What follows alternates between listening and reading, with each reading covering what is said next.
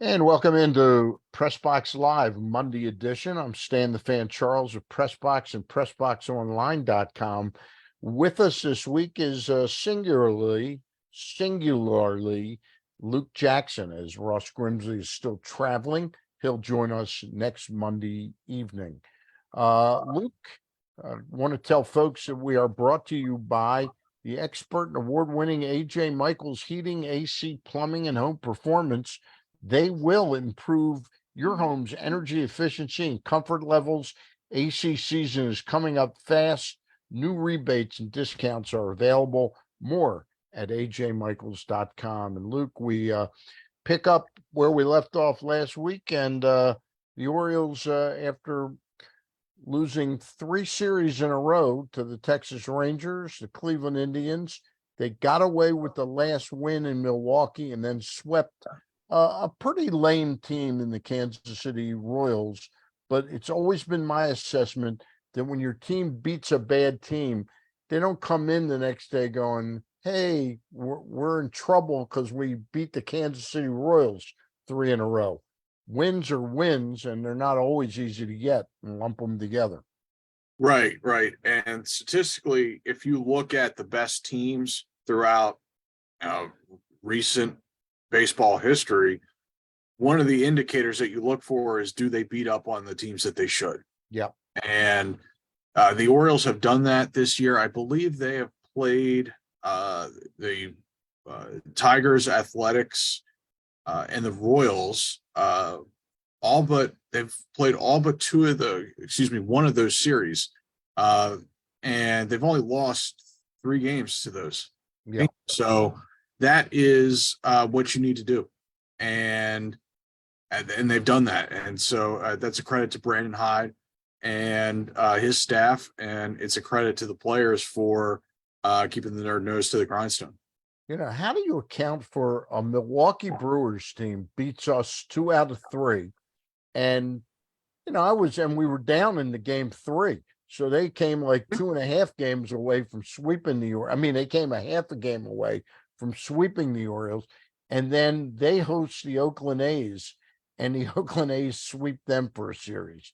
That's baseball. Yeah, it is baseball. It's really that simple. And I will say this, that the Orioles let one get away in Milwaukee the first go around, and things happened in that game where the Orioles had some hard hit balls that just happened to find leather. I know Aaron Hicks had one.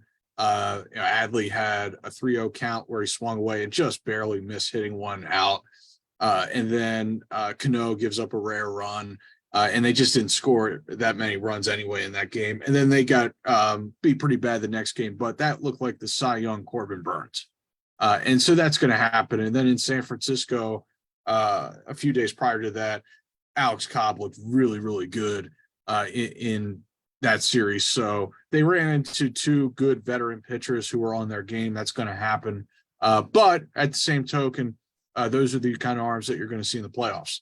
And so I think they've done pretty well with that in facing those type of pitchers and being able to grind those guys. I remember in early May, they faced Strider, who had his A+ stuff down in Atlanta, and they were able to grind him for about 100 pitches in 5 innings and get him out of that game. Obviously, they had Cedric at that time, and they don't have him right now. But I think they've been pretty good with that. I remember that team didn't have O'Hearn, though. Oh, right, exactly. Where they got 4 off of Cole and I think 5 innings. So they've done okay with that. But guys like McClanahan have gotten them. We mentioned Cobb has gotten them. Burns has gotten them. Mitch Keller got them. So, but those are the kind of arms that you're going to face in the playoffs, and it's good to face those guys. Yeah. I kiddingly threw in that line about Ryan O'Hearn. I wrote a piece for Pressbox that went along with turning in my MLB power rankings this week about one Oriole that's sizzling and one who is fizzling. Is that such a word, fizzling? Clearly. You made it one. Okay. Clearly, Gunnar Henderson is sizzling and Ryan Mountcastle is fizzling. Talk a little bit about your assessment of what Ryan Mountcastle is struggling with right now. It's what you've been writing about for the past 2, 3, 4 years with Mountcastle, that the strikeout to walk numbers were likely to catch up to him at some point. Yep. And that's exactly what's happened this year. And in fact, you mentioned it in your column, sizzling and fizzling. I think the approach has actually gone backwards for Ryan this year. And Brandon Hyde said that this weekend he was out due to illness. I'll take Brandon's word for that, but I think this also serves as a reset for Ryan. Yeah. Even if he truly is sick. So, and they're going to need him particularly against left-handed pitching, which is an area they've struggled a little bit in of late. That second half of the season, they need him to be that lefty masher. And I mean, they entered the season thinking that he was going to be a middle of the order run producer against left and right-handed pitching. And against right-handed pitching, it just hasn't been there. Yeah. And you and I have talked about this off the air, that veteran right-handers seem to toy with Ryan. They know exactly how to get him out, and they know exactly how to get him to expand. It's breaking stuff down and away. It's fastballs up and away. It's fastballs up. And he just seems to get himself out. And that management of the strike zone is something that you've harped on for a while with him. Yeah. And I think conversely, I think it's interesting, the hard work that Gunnar puts in and the discipline he has at the plate. Yeah, he was hitting 180 3 weeks ago, but he's up to 236 now by hitting, 3 1/4 for the last 2.5 weeks. And but at the heart of it, it's the fact that even when he wasn't hitting the ball, even when it appeared he was striking out an inordinate a number of times, he was still getting his walks, and his base percentage was never embarrassing. Ryan Mountcastle, for a number 4 hitter, you're talking about a last place team that can have a number 4 hitter that's on base percentage is a 269, 265.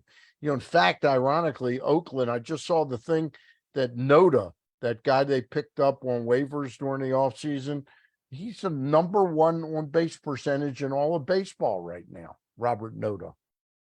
Yeah, I mean, and you mentioned with Gunnar, his on base percentage, even when he was scuffling at the plate, that's one of the things about having a really good eye at the plate and really good approach, plate discipline, and all that. When the hits aren't falling in, you can still provide value at the plate by getting on base. Yep. And so when Ryan goes on an extended slump, when he's not hitting, there's nothing he can really fall back on. Whereas a guy to add value to your lineup. Yes. And because he plays first base, he can't possibly add much defensive value either. Whereas a guy like Gunnar, he plays third or short. He can help out the squad more defensively than Ryan can. Yep. So, and that's why when you're at first base, you really got to hit. Yep. And Ryan's not the only one that's learning that lesson. Look at the Red Sox. One of their brightest prospects a couple of years ago was Bobby Dahlbeck. Same MO as Ryan Mountcastle. And they're going through right now with Tristan Casas, right? Yeah. Where he's being a young first base prospect, that's a tough gig, because typically those big mashers at first base were the guys who were big time hitters at third or in a corner outfield spot that just basically outgrew those positions. Yep.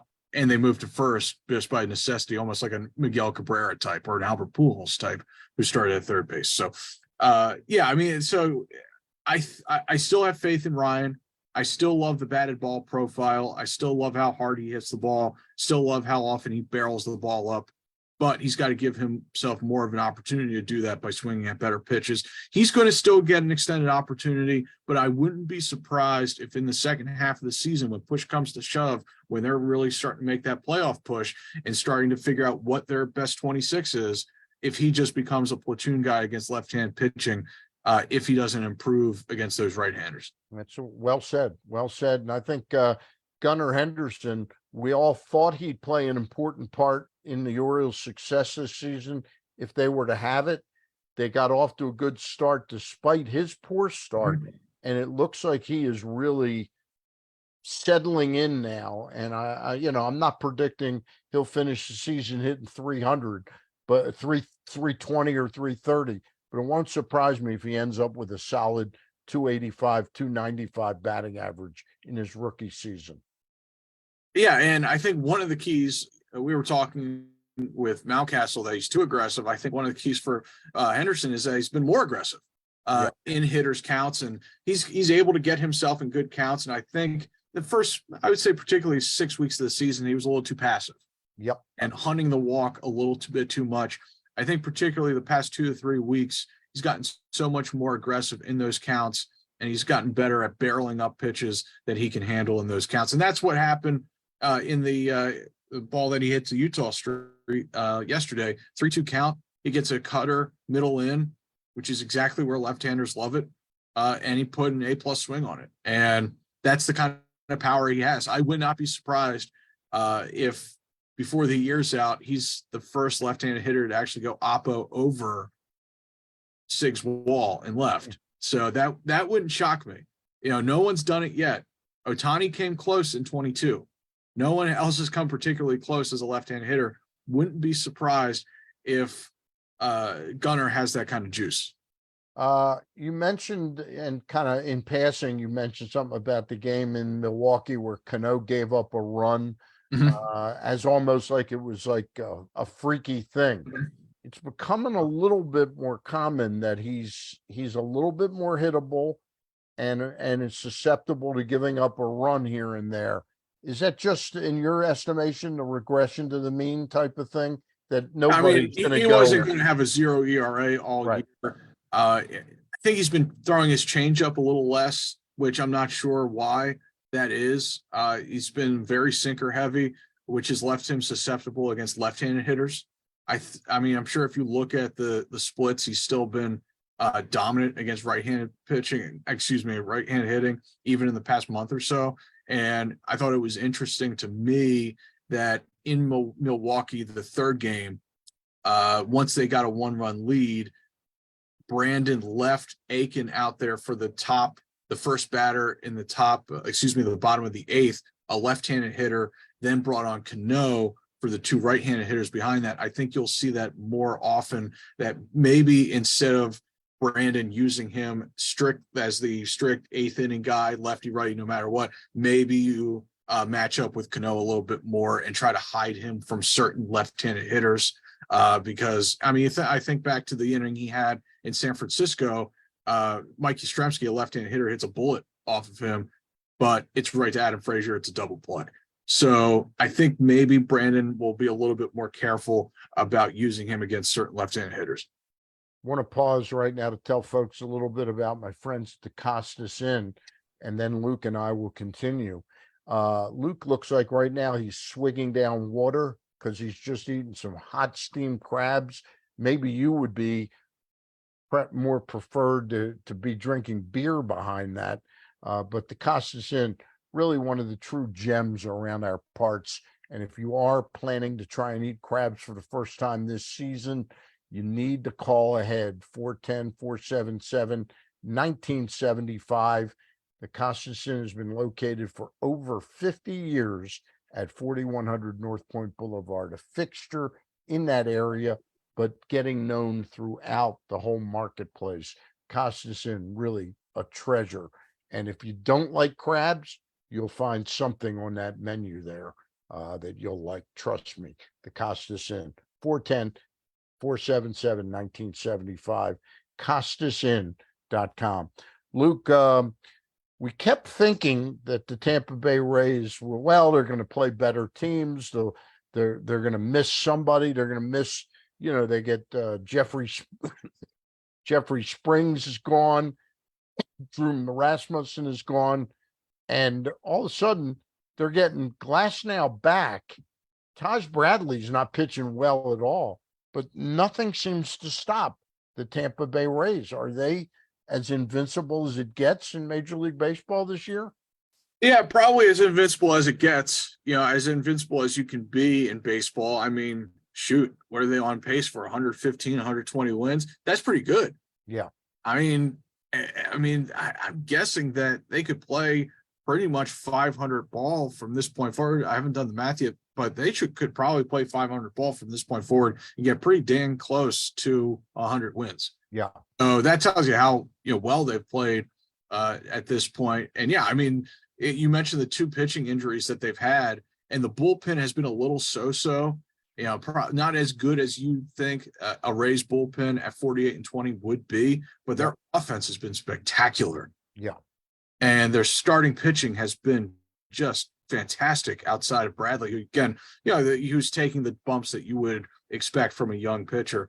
So it's all good in St. Pete, man. Yeah, it sure is all good. Speaking of the bumps that you take as a young pitcher, the Orioles sent Grayson Rodriguez down about 2 weeks ago, and you and I were sort of scratching our heads like, this thing is getting a little weird with Cole Irvin. You traded a pretty good prospect for him in Darrell Hernandez. Cole Irvin comes up, gives the clubs, clearly he hasn't warranted yet Brandon's full trust in him. Pitched, I think, 5 1/3 innings, but you saw a little bit better version of Cole Irvin the other day. And I think his success would really help this pitching staff right now. Yeah, I think Brandon mentioned it in his pregame remarks on Saturday that if you can have an effective left-handed pitcher in Camden Yards these days, that's a benefit to the Orioles, because they're probably going to see a lot of right-handed hitters, and those right-handed hitters can hit all the fly balls they want to left field, and it's going to be tough for them to hit them out. So, I mean, you saw, for me, more of the guy that they thought they were trading for. I think what was really concerning to them when they sent him down after 3 starts was that he was walking people. Yep. And that can't be part of his MO. That can't be part of his MO, because if he walks people, it's not like he can bail himself out with strikeouts. He's got to be able to pitch contact effectively. And I think he was able to do that against the Royals. Had a few A+ defensive plays behind him. Yep. Santander, Hicks, Frazier all made really good plays behind him. But when you work as quickly as Frazier as Irvin, and throw as many strikes as he threw on Saturday, keep the defense on their toes, et cetera, et cetera. So I think that was more of the version that they thought they were getting. And I'm sure he'll get another crack in the rotation, probably on the road in Chicago this coming Friday. So, Friday he's supposed to pitch, and I think it's a day game Friday. That's a 2:20 start. Yep.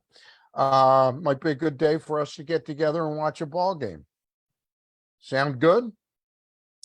Actually, I'm going to be at a wedding on Friday. All right. It would have been great. I lose out again. All right. I'm available Saturday too. I'm kidding. The Orioles home for 3 against Toronto, and then into Chicago for 3. And who do we play after the Cubs? Is it back down to Tampa for a couple games? Yeah, it's day off. I've got the schedule right here. And then another day off. So let's see, we're in June. Yep. It's a day off Monday after 3 in Chicago, then 2 in Tampa, and a day off before the club comes home for an extended trip. Seattle for 3, Cincinnati for 3. We'll get to see the new hottest prospect in baseball, Ellie De La Cruz, who's playing third base for the Reds. He of the 478-foot homer, I think it was. And we play the Minnesota Twins before the 4th of July, which we will spend in New York with the New York Yankees, and then travel out to Minnesota. It's hard to believe we're like 2 weeks away from the All-Star break. It really is. And the season seems to move a lot faster when the team is doing well. And you remember the seasons that they had in 12, 14, 16, those seasons always seem to move a lot quicker than the other ones. So, and the same thing, it seems to be happening this year. And I mean, last year, the season from about the time Rutschman was called up to the end of the season, that flew by too. So you're going to find, Luke, it has more to do with the amount of time left in your life. That's why things move along much faster the older you get. Baseball seasons now, they used to be like you dig in and you're 6 months long, and it seemed every bit of 6 months. Now you snap your fingers and we're already I was a little quick on the draw. We got 4 weeks to go before the All-Star break, but the point is well taken that time is moving fast. Luke, is time moving fast for Buck Showalter? I know we mentioned it a little bit about managers on the hot seat last week. Dan Perry of CBS Sports wrote a piece where he mentions Buck as number one. I don't know if he was chronologically putting an order together whose seat is the hottest, but he had Buck Showalter on it. I think Steve Cohn is a pretty smart guy, and I think he's knee-jerk in wanting to spend money, but I think he's got a little bit more sophistication than, say, a Dan Snyder type or even a Peter Angelos type when he was really back in the day.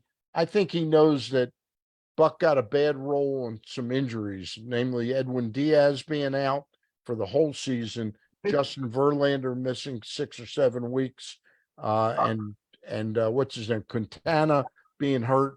I think he realizes that, and he made some comments. Your thought about how he's sort of saying, "Hey, I'm not going ballistic on this yet."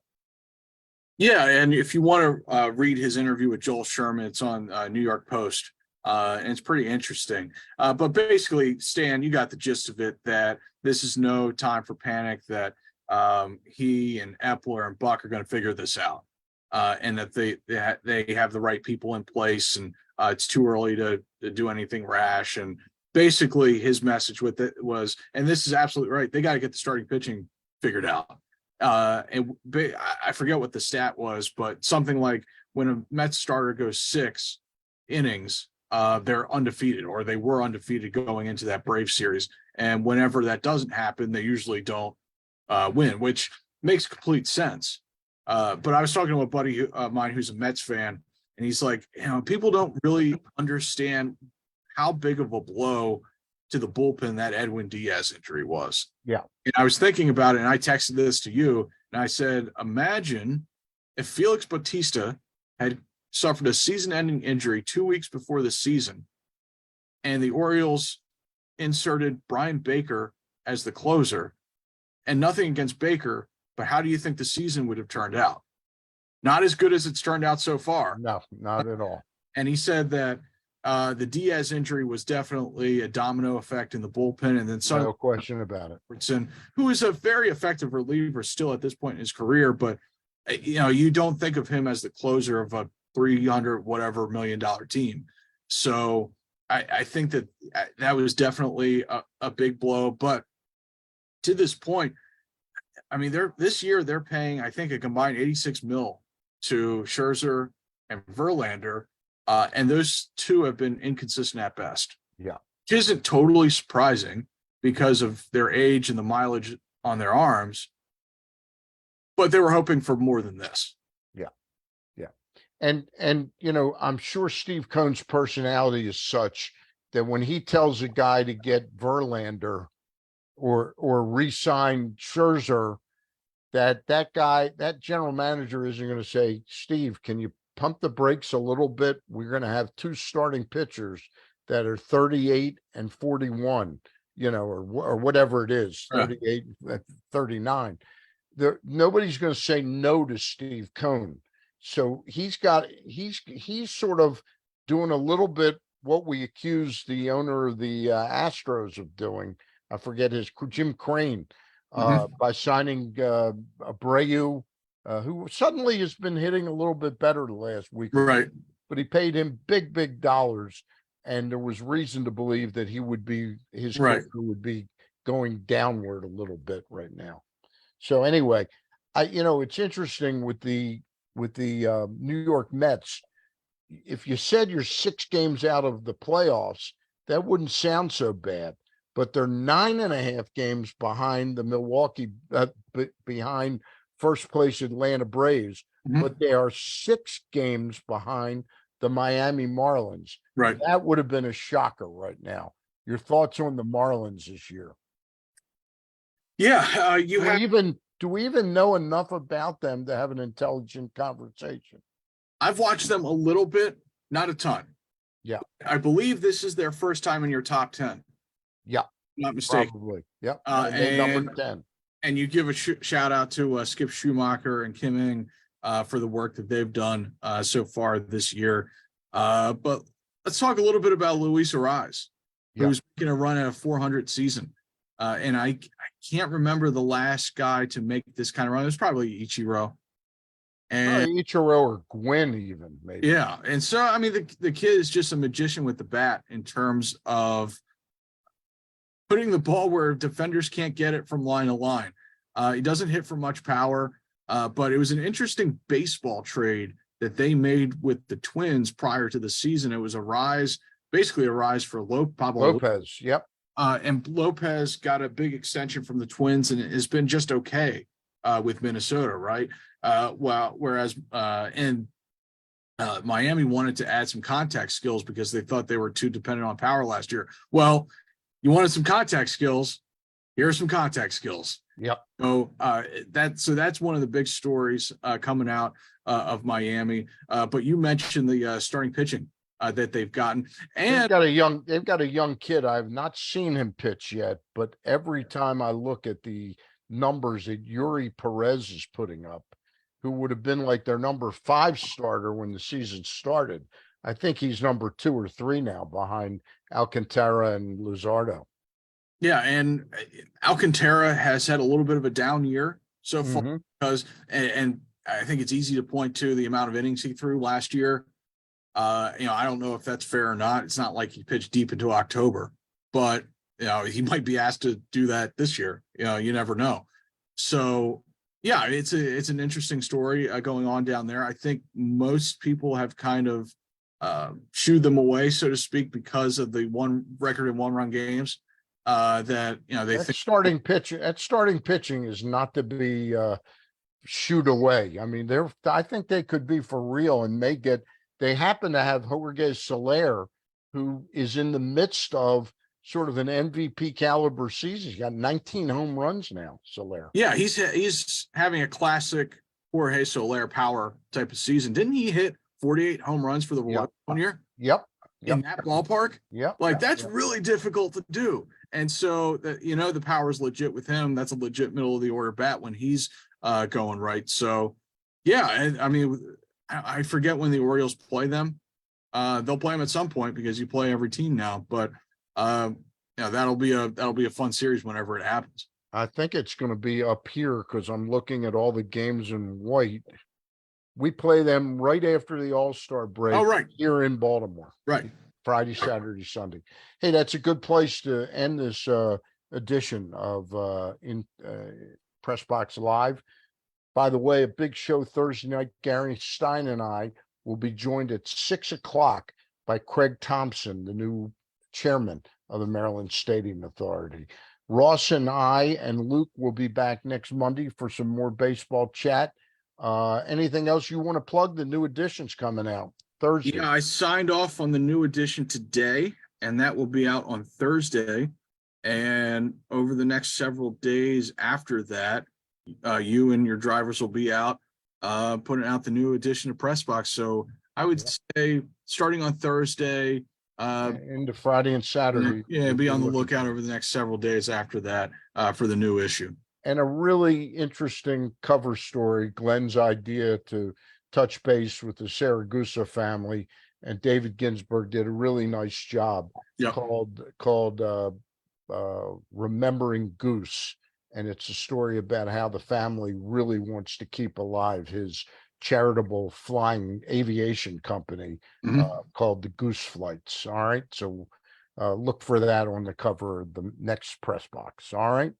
For Luke Jackson, I'm Stan the Fan. You enjoy your Monday night, everybody. Bye.